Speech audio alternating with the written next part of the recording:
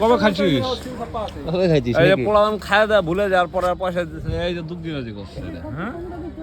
মানুষটা চিনে রাখা ভালো। খাওয়ার সময় ঠিক খাবো, খাপুর গুপুর করে। আলু লাগে, ডিম লাগে, ডিম, হ্যাঁ, বড় বড় সাইজ লাগে, ডবল ডিম আবার বাবা। মাংস 2 পিস বেশি দিস, আলু একটা দিস, আলু।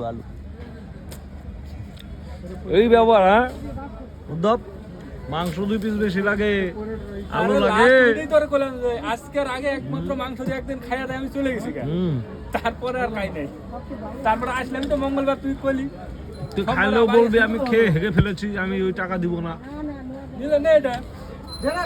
দোকানদার মানুষ তো একটু চামারগিরি স্বভাব আছে, আর এমনি তোর শরীরে একটু চামা চামার গন্ধ হয়, আমি ছোটবেলা থেকে জানি। তারপরে তো আছে না, আমাকে এখন তো 400 টাকা দেয়, তুই জানিস?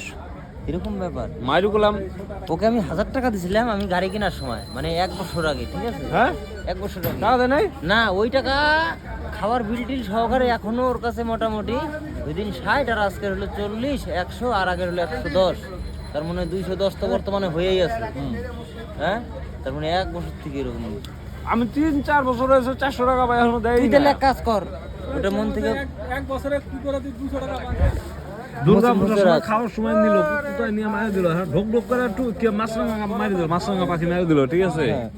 তারপরে কয় খাই নাই, তারপরে একদিন রিচার্জ করে দিলাম 300 টাকা রিচার্জ, ওই টাকাও নাই, খবরই করে না। এরকম ব্যাপার।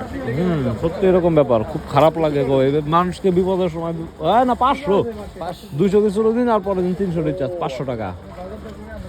500 টাকা রিচার্জের পয়সা পাবি, ওটা দিয়ে দেবে 500 টাকা, ওটা দিয়ে দেবে। ওই যে 500 টাকার নোট বের করছে, ওটা দিবে এখন। ও, আমি ওকে বলেছি কোন দিন দেখ ঝ্যাপ হয়ে যাবে জিনিসপত্র, তুই নিজেও খুঁজে পাবি না। কে?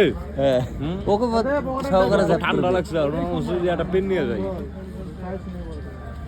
এই দে, চলে যাই 100 দে, তাহলে আর 110 খাই।